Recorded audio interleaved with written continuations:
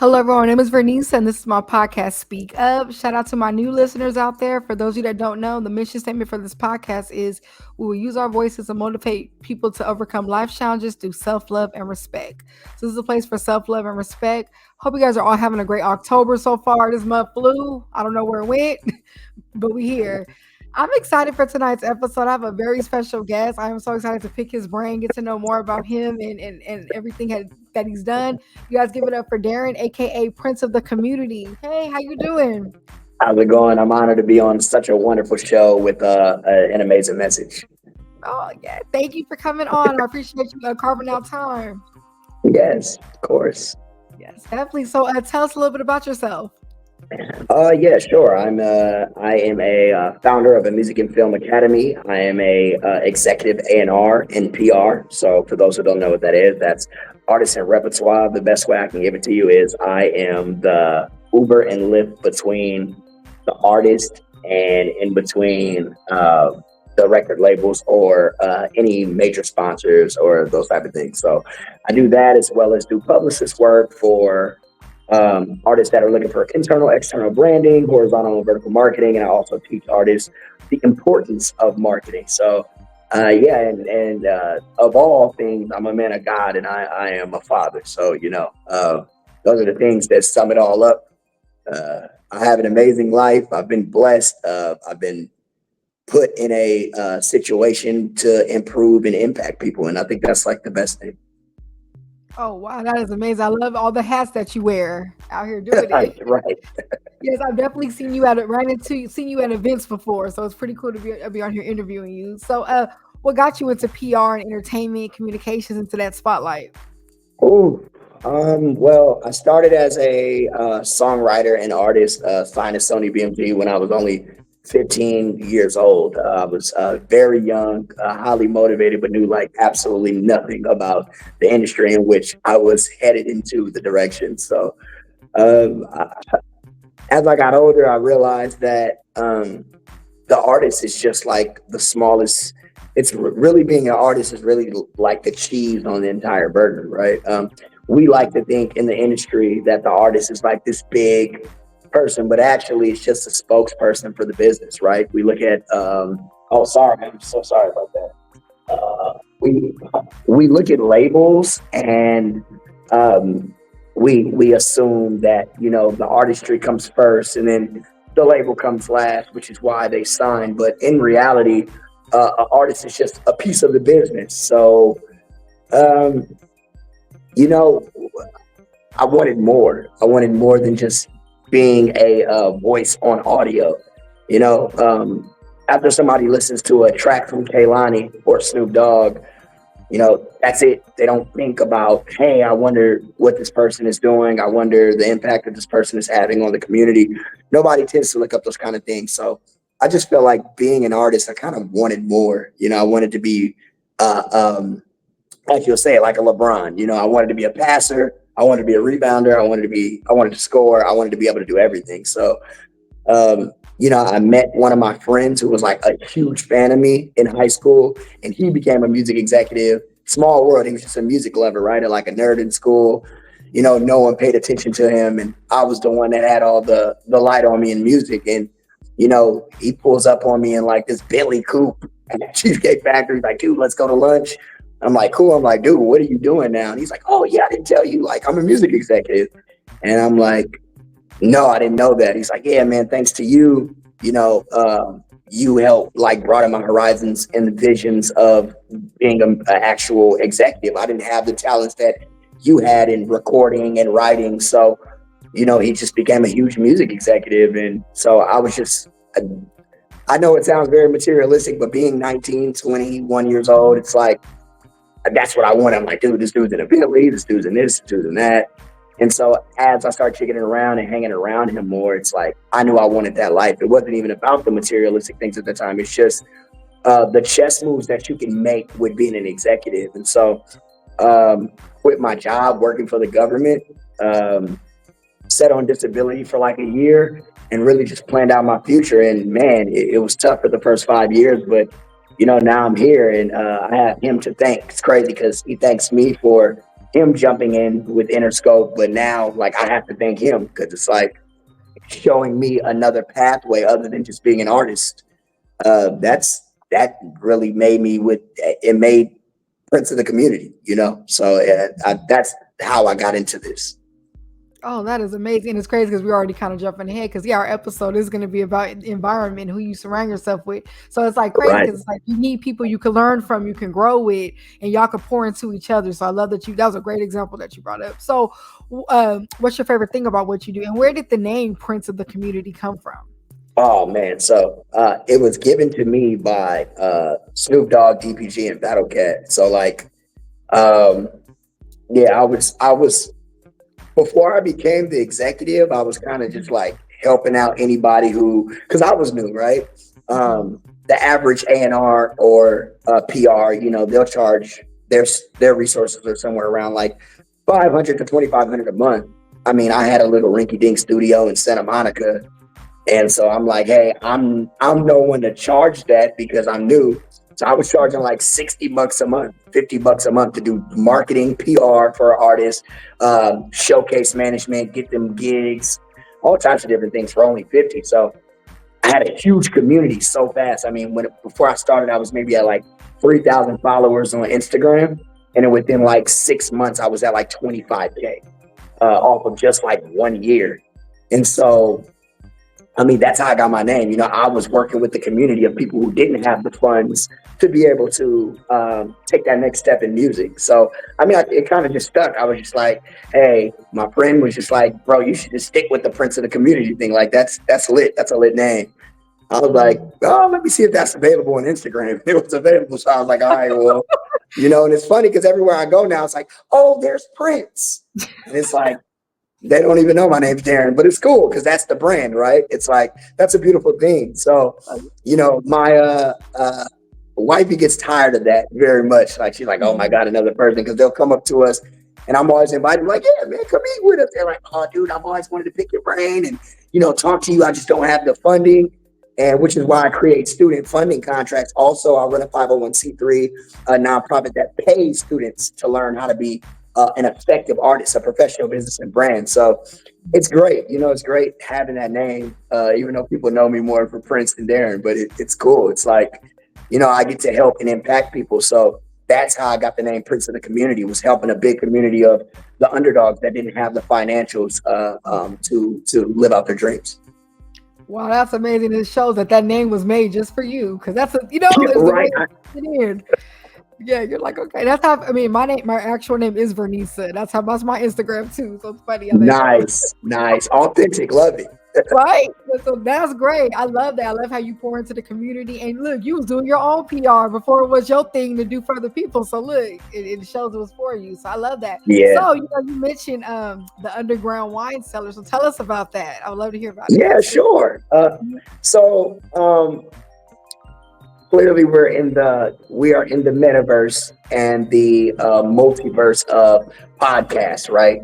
Everyone's influencing today, and everyone is doing it their own unique way. It doesn't matter, and I'm not saying there's anything wrong with it. You know, the world today says it's very much so saturated, but I would like to disagree, because everyone can find their niche in their community of people that they serve, right? The wonderful people watching you are watching you for a reason, because they might connect to you and they might not connect to me. You know, there'll be a person like me who has a very high following, but they might not connect with me. I'm so sorry about these lights. That's okay.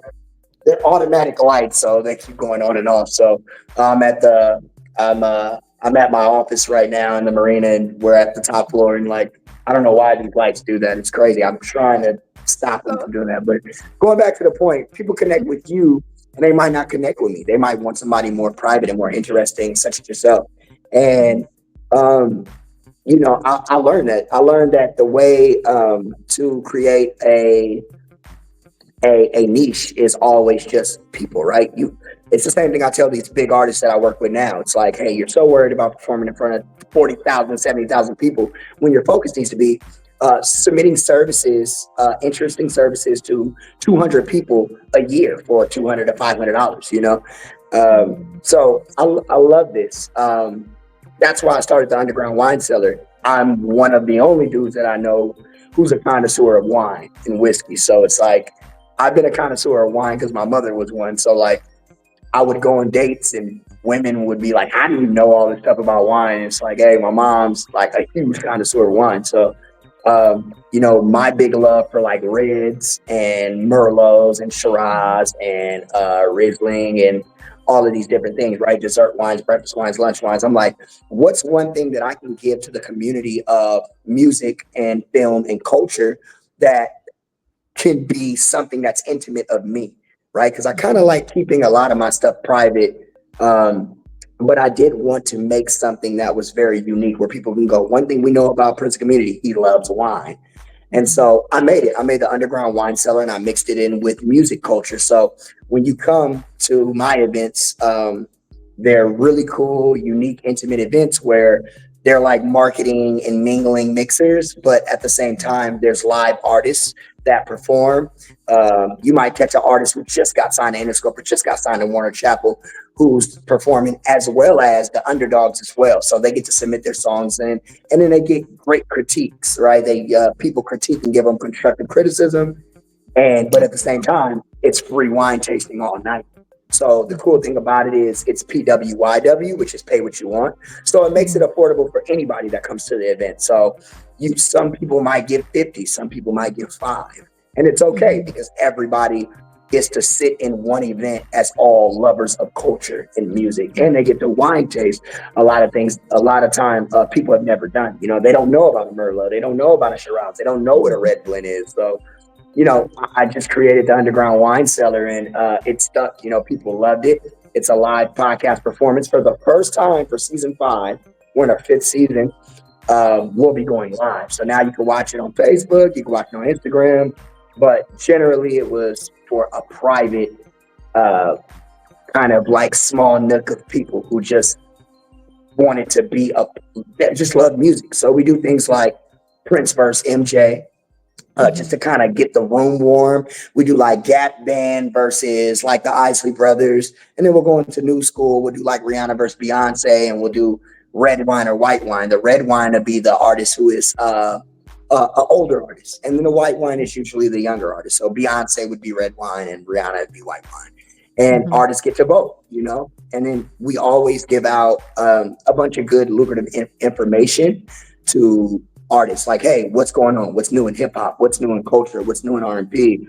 What's the hottest new open mic nights to go to? And then we always give a resource out at the end of the night. So, you know, it's a place people could come to for 3-4 hours and feel sexy, feel elegant, feel amazing, feel, you know, top of the line, you know, like a lot of people come in their formal casual fits, they, you know, and they feel good and no one's judged because you're just a lover of culture and music. So that's how we invented the Underground Wine Cellar. And, you know, for everybody that's tuning in and watching this wonderful podcast, we are back Tuesday, November 5th. So everyone's welcome to come. It's a PWYW. And even better, we have a new venue. We've teamed up with Art Time Borrow, where you're able to do sculpting and pottery, which is really dope. So now you get to do wine and pottery while the show is going live on stage with the artist. So it's pretty dope. I hope y'all listening. Oh, y'all tap into that. That sounds fun.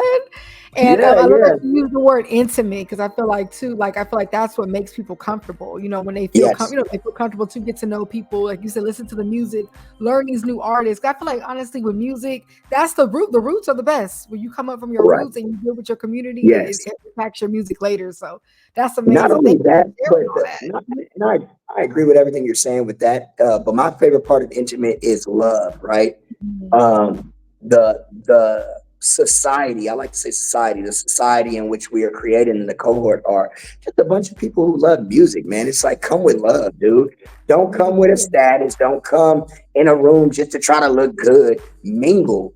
Everybody talk to everyone. And I think that's what's so dope, right? I have higher class women, beautiful, gorgeous, that come and talk to a dude who's just a janitor at a school. And everybody has fun and talks and learns and mingles and hugs each other. And I think that's the best part that I feel like that I've gotten out of building the Underground Wine Cellars, that everybody messes with everybody, dude. No one really cares of Mhm. your status. They come because you love, they like, everybody's like, "Shit, free alcohol. You get to come, drink free alcohol, and just groove." And we're playing 80s and 90s R&B and jazz, and we got saxophonists, and it's just so dope and sexy, and the frequency is just so good. So I'm just happy that that worked out, because it could have backfired. So, in today's time, a lot of people aren't really into that. So being able to connect the 21-year-olds with the 45 and 50-year-olds, and no one has that problem, is it's just amazing. It's cool because you hear them go back and forth, like the younger girls would be like, "Oh, we got Riri," and then the older crowd would be like, "Are you crazy? Like, girl, this is Beyonce." And it's fun watching the generations, it's dope, but it's all love. It's just like love debating, it's cool, man. Everybody ends up enjoying, and everybody gets home safe. All 55 episodes, we've had no encounters of drunk driving and no one getting in accidents or anything, which is what I love most about the event is, you get a buzz and you get a feel offline. You're really not, people aren't leaving my place like drunk, stumbling all over the place off of like tequila and whiskey and those type of things. So, for me personally, that was the best thing for me. I get those three big things: love, safety, and just, people feel equality. So, that's my version of intimacy with the underground wine cellar. Love it. Well, thanks for sharing all that amazing info. Hope y'all out there listening. It is now time for the Ask Up question of the night. Oh, before I get into that, tonight's episode is titled Build In It. So we are going to be talking about recognizing the environment that you're in, building with like-minded individuals, and communicating partnerships. Let's get into the Ask Up question of the evening. So tonight's Ask Up question of the evening, if you're out there listening, please comment. Always go back and read the comments. I love to hear you guys answer. I'm going to answer the question first, and I'm going to let you answer too, Darin. Cool. The Ask Up question of the night is, what's your favorite way to help your circle succeed? I would say for me personally, I love to speak life into people, and I love to be honest. I think honesty goes a long way. I think sometimes like we'll sugarcoat or so afraid to give people tough love when it's needed. And, keep it real with your circle. I think that's like a really good way to really help someone succeed, is really just being real with them versus, the watered down version, and just loving on them through it. So that's my answer. What about you, Darin? What's your favorite way to help your circle succeed? I really would say knowledge. I think we are stumbling upon a generation today where I think people are so enthused and so indulged in social media and less of reading, less of learning.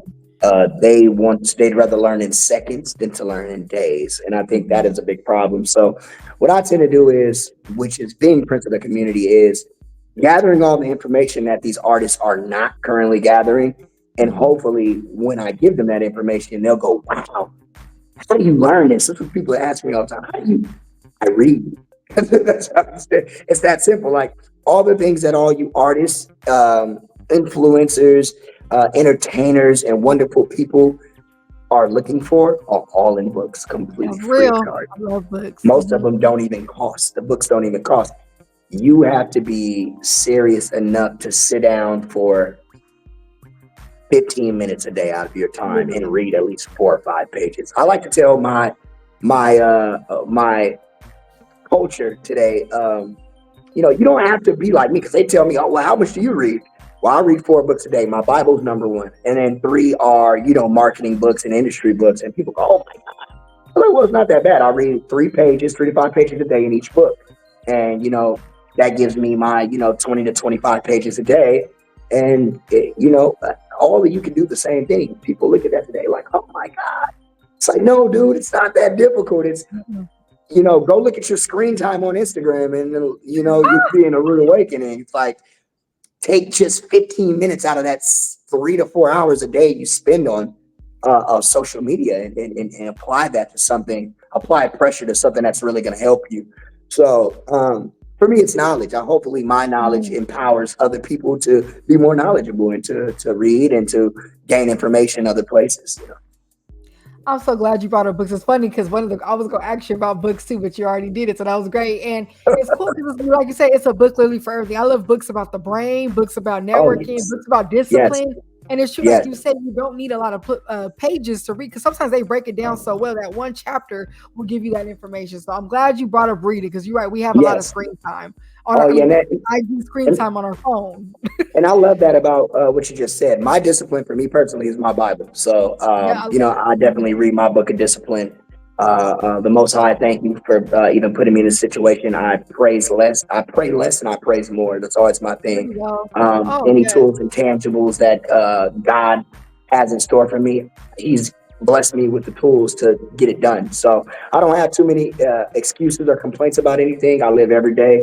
You know, sometimes wifey she'll say things like, "Hey, how was your day?" I'll say, "Same as always, another opportunity." Like, can you get more into it? I mean, goodness. But it's like, rather have a good day or what could people consider a bad day? There's no good or bad for me. Every day I just use my opportunity to advance to the next day. So, you know, I love that. That's what you said, because I think that our culture needs that the most is discipline. Mhm. It's what you need to succeed. You won't get anywhere without discipline. People would take the opportunity. Mhm. You know, everyone's begging for that opportunity. Hey, oh yeah, I want $1 million contract. Yeah, but you don't have the discipline to contain Of $1 working. million or to make a million out of 5 to 5 million. So discipline. I love what you just said.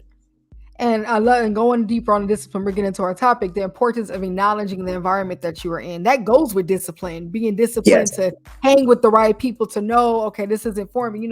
Is this a place to Ooh. grow? Can I brainstorm with these people? This discussion we're having right now is powerful. I love when I can tap and talk to people like this. You know what I mean? What are we talking about every day? Those are the Yeah. things we have to question when we're looking at our circle and knowledge if we want to grow. Like you brought up your a friend that you guys inspired each other. That's a Yes. discipline and acknowledging, okay, this is a good fit for us to grow together and make these opportunities. So I'm glad that you Right. brought that. So I have a question for you. Yeah. So in your opinion, what does a healthy colleague foundation/environment look like to you? Oh man. All right. So what it looks like for me is number one, professionalism.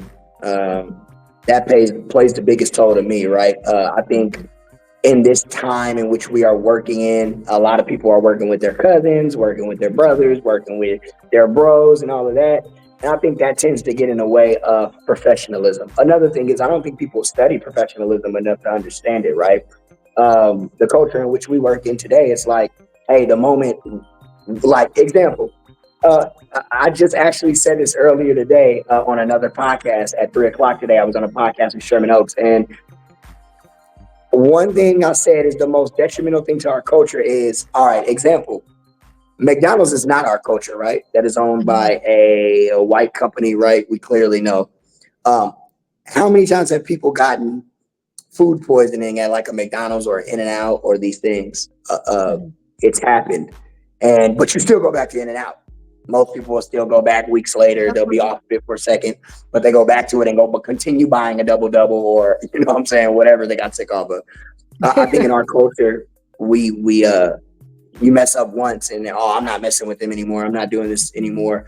I think professionalism plays a big role in everything with my colleagues. I tend to ask people to take emotion, keep your emotion with your ambition of where you want to go in life. But for me, it's professionalism that tells everything for me with my colleagues. You got to be professional. Professional is not just looking great, smelling great, enunciating your words correctly, or knowing how to deal with how to de-escalate a situation, or learn critical thinking or productive problem solving skills. But it's like it's knowing business and whatever you're trying to go into. It's like, hey, I know that if I work with this person, regardless to the color, I know that we're probably going to mess up 100 times. It just comes with the territory. And I think professionalism is what we lack, because it's why everybody's dropping everybody. They're joining everybody, and then they stop Yep. messing with them within a week. Oh, what happened? I thought you was working with. Oh no, that person gained. I put an investment in, and I didn't get no money back. And it's just like, yeah, well, that's because you don't have any professionalism. You don't know that it takes 3 to 5 years to even gain, to get it, or for most people to even be neutral, right? To be on zero ground.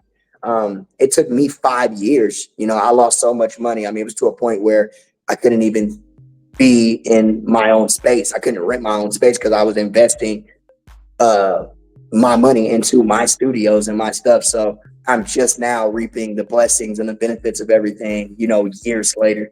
So for me, it'd be professionalism. Woo, that was a phenomenal answer. Professionalism does go a long way, y'all. But speaking of professionalism, let's get into our tweet up segment of the night.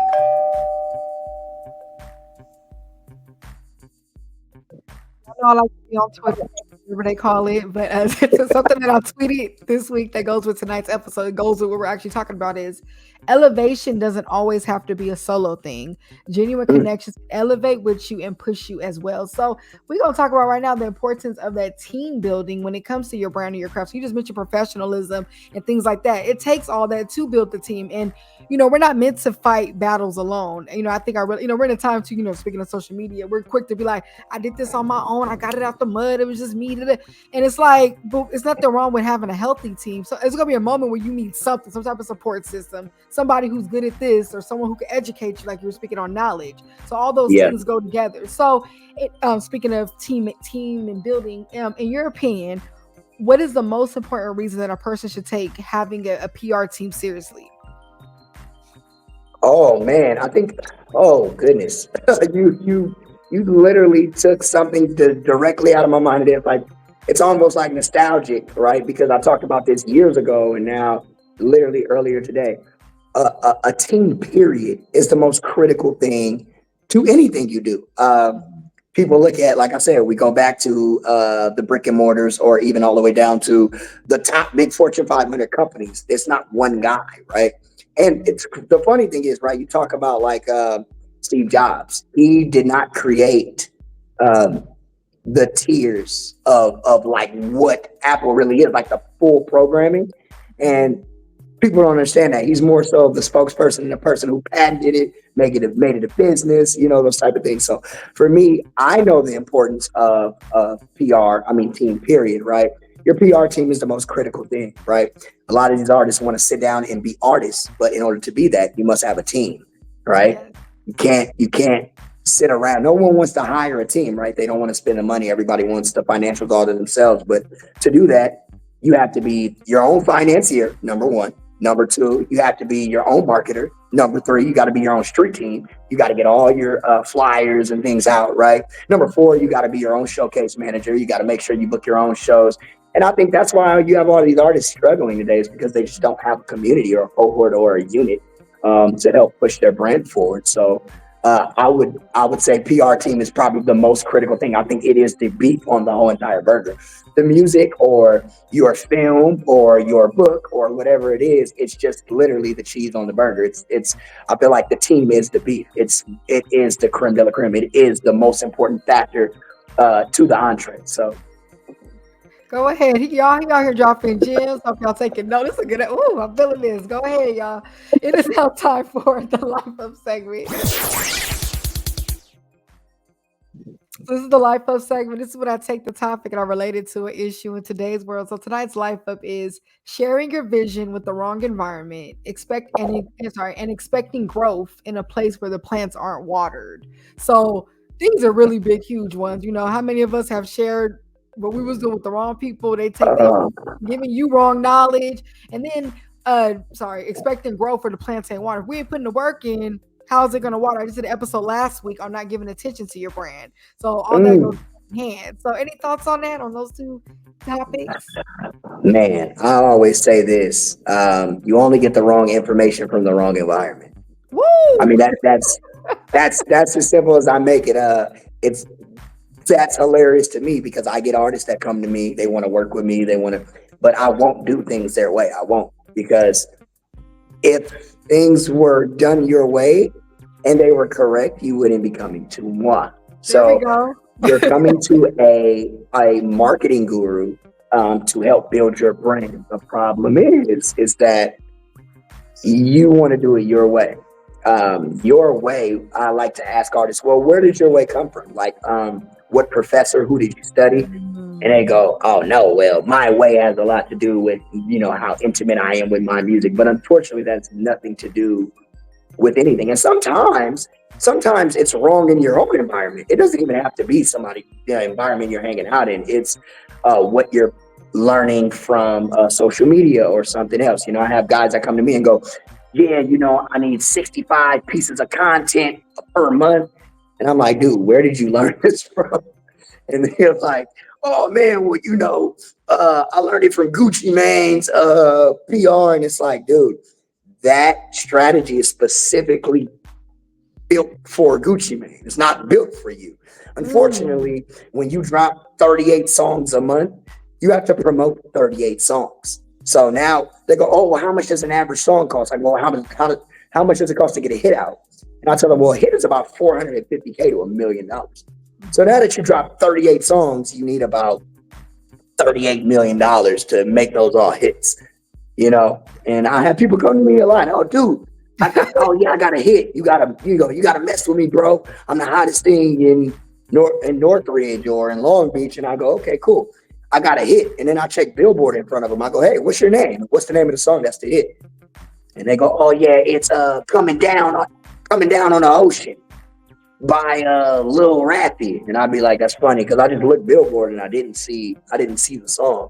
So you have to stop calling things a hit. It's not a hit. It might have the potential, but a hit is something that is factored by numbers and by accolades. So, I think the wrong environment, I think a lot of people are in the wrong environment, but a lot of it comes down to the lack of knowledge. You wouldn't be in the wrong environment if you actually studied. Everyone wants the product, but they don't want the process in which it comes with to get to your product. So I think being in the wrong environment definitely is detrimental to your career, your foundation, even as well as your lifestyle. I mean, you have all these artists trying to keep up with the Joneses. They see G Perico in a GLK, and so they feel they got to get one to get the attention. It's like, dude, you can't afford that. You need to put that towards your marketing. You need to put that towards your business and your LLC. You need to put that towards your landscape of your patents and your copyrights and your publishing. And people don't realize all this stuff costs money. You think putting a song on DistroKid is going to do something. It doesn't do SHIT. It doesn't do anything for your brand. You have to build your brand. And in order to do that, you have to pay your teammates. So all you artists listening, don't get a GLK. Go get a Honda Civic. Go get an Accord and spend the other $400, $500 a month on your team. Pay $100 to each person on your team and, let them work. And as money comes in, you can pay them more. And I think that's what respect is, right? People want to be acknowledged for what they do. So stop being cheap. Pay your team, dude. Create the right environment. And the right environment is taking care of everybody, not just taking care of yourself. So that's what I would have to say about that. That was huge. And I feel like you answered the how do we fix this with that? I feel like we need to vet our team and know if they worth even all that, sharing our vision with and our plans being watered with them. So that was great. So I have another question for you. So being an executive, have you ever had to make a difficult decision regarding your environment? If so, how did you? It could be anything, like whatever comes to your mind. Oh man, you are hitting some amazing questions. Yes. I would like to say I'll change that to executive decision, right? Mm-hmm. And I'll say the biggest executive decision that I had to make was friends. Okay. Friends and family. Mine wasn't business. Mine was, that one kind of hit me. When you said that, it kind of like punched me in the chest, because I think that was the biggest thing that I dealt with was the lack of belief. I had a lot of family members. My father, Dwight Ratcliffe, who anyone can look up, he was the bass guitarist for Stephen Morris, which is Stephen Wonder. Mm-hmm. And my dad fell into drugs and women and a bunch of stuff. And my mom gave him an ultimatum. You either are going to be the greatest bass player, to ever do it, or you're going to be the greatest father to ever do it. And I think my mom telling me the executive decision my father had to make was really what spawned me to have to make the same decision. And my decision was not kicking it around my brothers and sisters, and not kicking it around my cousins, because they saw me as their cousin. They didn't see me as an executive. They didn't see me as an artist. They didn't see me as a songwriter. And so a lot of these things that I would say would look like lies or would look like big dreams. And I learned that your family and your friends are the people that believe in you. And I believe like you're retweeting my song, but people who are willing to invest their time, their dollars, and anything into you. And I think that's what helped me create my new family and my new friends. And a lot of them are all people, you know, and to let people know that are on this podcast, I grew up in South Central in one of the roughest hoods I can grow up in. And I had to change my lingo, how I talk, how I kick it, how I speak, how I recept, right? Everything. And that all came from making the executive decision to stop kicking it around people who just love me for me. Because unfortunately, that wasn't enough. It wasn't enough to help me grow out of the concrete. So I think my biggest executive decision was replacing family and friends that I grew up with into friends and family members who invest in what I do. Yeah, it's still tough today. It sometimes I get a lot of feedback. I'll have somebody come to me and they'll go, you know, hey man, I know somebody that knows you. And I go, oh, really? He was like, shockingly, they said bad things about you. And I'm like, oh, you said bad things about prison community? They say, yeah. I was like, oh, well, what was it? I always tell people, don't tell me who it is. Just tell me what they said. Because I love to hear the feedback. Oh, well, they say, you know, you're Hollywood and you think you're better than everybody else, and blah, blah, blah. So clearly I know who it comes from. So I'm like, okay, well, you know, do you feel that way? And they go, no, which is why I'm in remote shock. And it's like, well, hey, you can't be in remote shock because everybody has a story to tell, you know, and that person might not be wrong. I'm not calling that person a liar because you can't call somebody a liar on their personal view of who you are. And it could have been one thing. You could have did 120 things for that person. A misunderstanding too. And that one thing will discredit everything of a person. So, that was my executive decision. It wasn't in music. It wasn't in culture. It wasn't in business. It was in changing my environment, making the executive decision on who I'm going to keep around me. You know, the people that I have around me every day, they're tweeting all my stuff. I don't ask. They repost all my stuff on Instagram. They're at all my events. They're supporting. They're sending new clients to me. And it's like, that's love. Because right now where I am in life to build an empire for my future sons and daughters, that's what I need from people right now. I don't need people to just tell me I'm dope all day and you know how far I've come.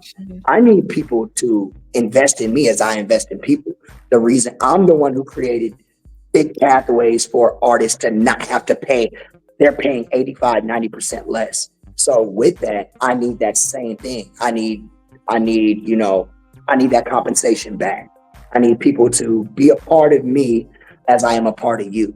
You know, that was my biggest executive decision, man. And boy, let me tell you, that's the worst executive decision to make. It's the cutting the family off. But sometimes it's neat, sometimes it's the best one to make, if that makes sense, even though it's hard to make. So. It was the most critical one, but I'm telling everybody now, for all of the artists and amazing influencers and people that are out there living their dreams, make sure you have the stomach for this.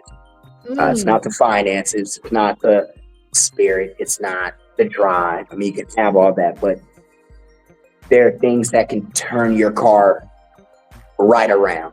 And you have to make sure you have the stomach for this, the stomach to find out what people really think of you. Because when you get in this game and all these people that you think are your friends, when they're not buying albums, when they're not buying merch, when they're not tuning into your podcast every day, when they're not doing these things, you're going to get hurt. And I want people to prepare for the stomach of this industry. It's just, it's a tough industry emotionally and mentally, aside of financially. So. And you on here giving tough love and speaking facts. Just what I need on here. So yes, thank you for that. I know you touched somebody right now with that answer. You guys, it is now time for the drink up segment. So if you're out there listening, please pull out some water and drink some water. And I have a drink up water fact for tonight. The drink up water fact is the benefits of water on the voice. So hydration keeps your vocal cords lubricated. Your Oh vocal yeah. cords located inside your voice box are delicate structures composed of layers of mucus membrane stretched across the muscle. So just like any other muscle in your body, they require proper hydration to function effectively. So according to Toronto Speech Therapy. So look, me and Prince talk a lot. Like, you know, we use our voices, so we have to Yes. make sure we drink our water so the voice is lower. So please drink your water. I know it's getting cold, but stay hydrated, okay? Please stay hydrated. Please. And mind your business Yes. while you're staying hydrated. Everybody, drink lots of water, right? As you hear my voice being raspy because I'm always talking all day long. Drink water, mind your business. There we go. Look, well said. So back to the episode. So what's a networking tip you would give to someone who is upcoming in the entertainment industry? One word. Well, I mean, you can make it one word or make it two. Footwork. That's simple. Stop thinking that you're going to be something because you're following a million people on social media. That's not going to work. Footwork. Get on your feet. Get off your ass. Stop being lazy. Right? And move diligently with your feet. Your feet are very similar to you getting a check every 2 weeks or bi-weekly, right? It's different when if somebody gives you $200,000 right now, you're going to spend it whatever way because you don't appreciate the value it holds because you didn't work for it. It's the same thing for footwork. When you move and get every new person and talk and you're intimate with all the people you come in contact with, you appreciate more. You appreciate your footwork more, and your marketing and tangible skills are a lot more valuable.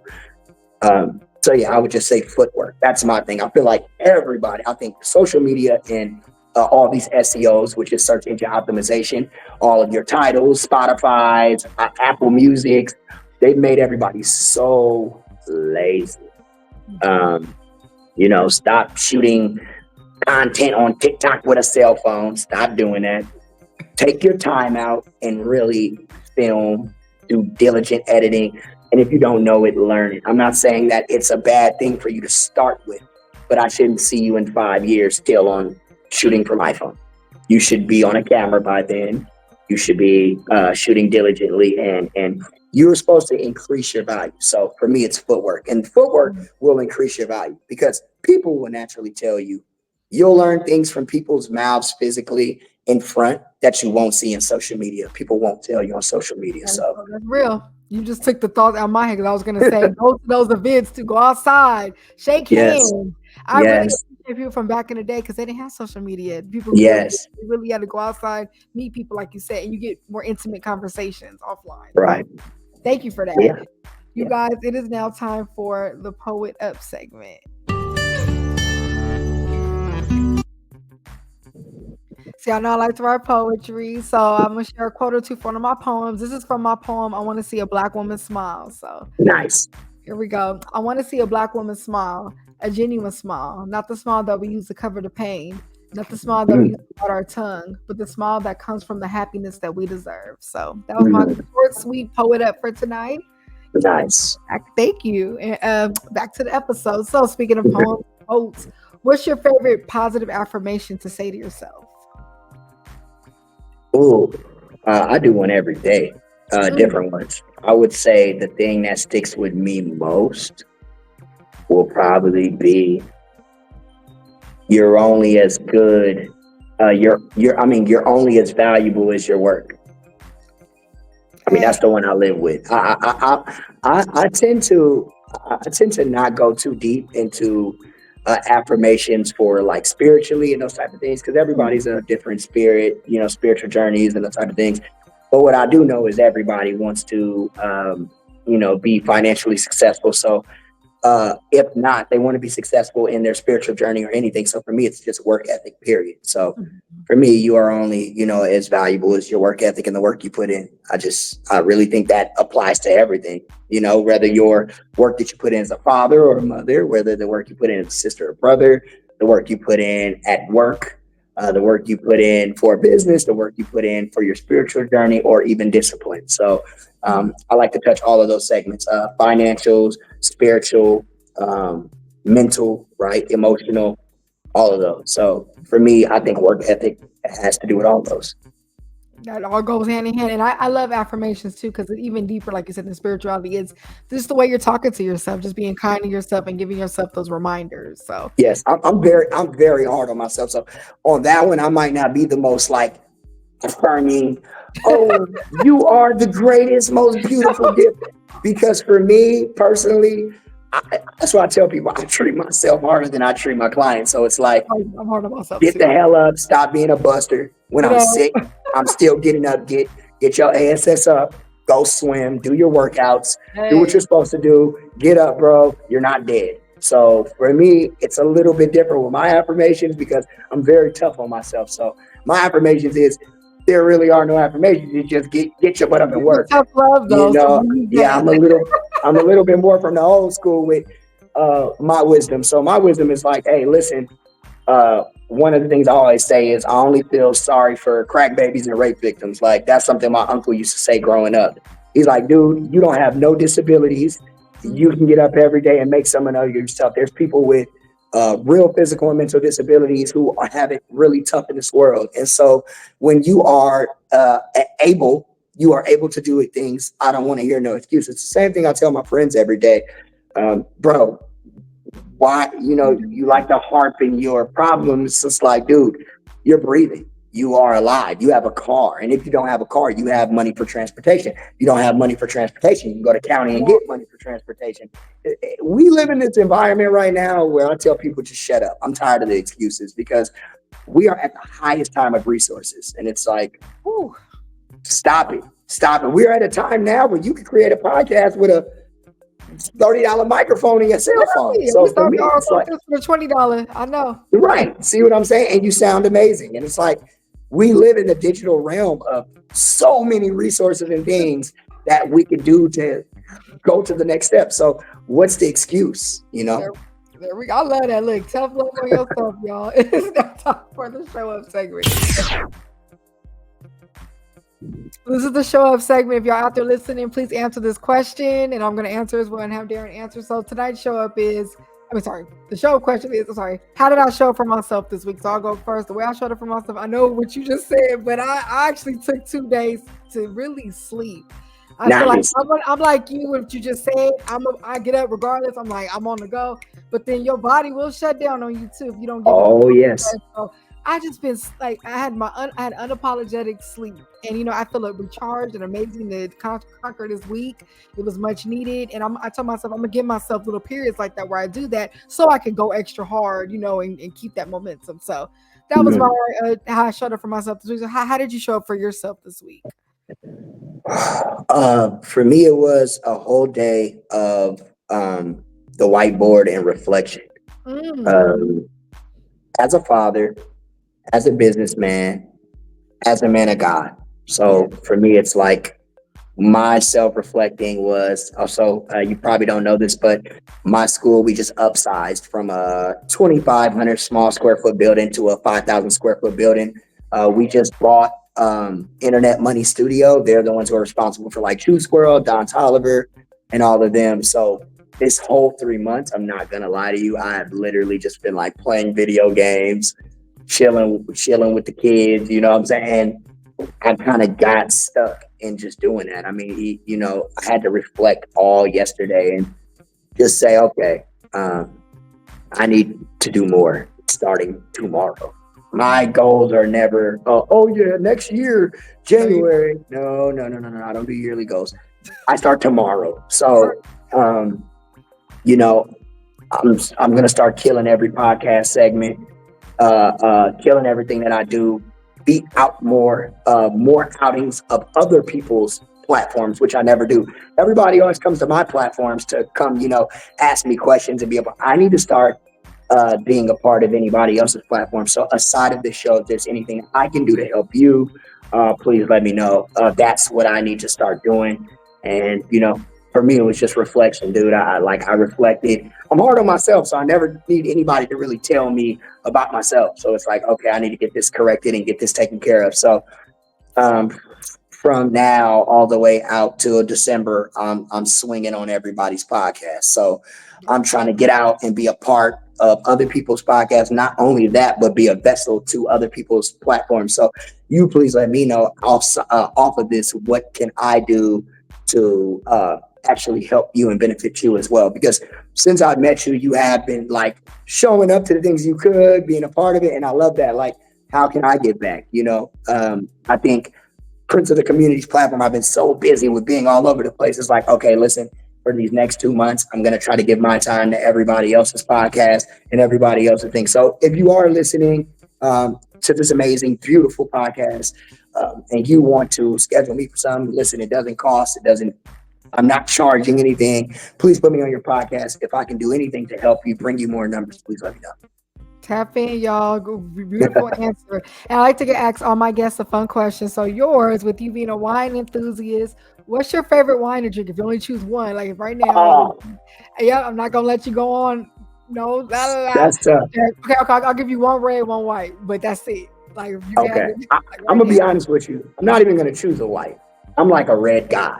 Okay, so whites I only drink like wine. I don't know. Yeah, white is okay.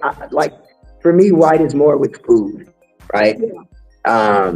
With desserts and with breakfast. I'm not a big breakfast guy, and I don't like drinking wine with my dessert. So like, I'm a big steak guy and a salmon guy. So like, and a bear. Don't ask. You need to try bear. Bear is amazing. So like, I'm a big guy with like red meats and things like that. So for me, I go red, and my favorite red I would have to say is Shiraz. Shiraz is by far, to me, it's smoother than white wines. To me, it's the smoothest red to me personally. Used to be a big cab guy, but as I got older, cab just got a little bit too rough for me and too dry. I would always wake up like so dehydrated. Shiraz, I can drink it. I wake up the next morning, I can go work out. Like, I'm not like parched for water, so for me, I would have to say it would be Shiraz. By the way, if you guys want to come to Underground Wine Cellar, come try some Shiraz. So. Thank you for sharing. It is time for the wrap-up segment.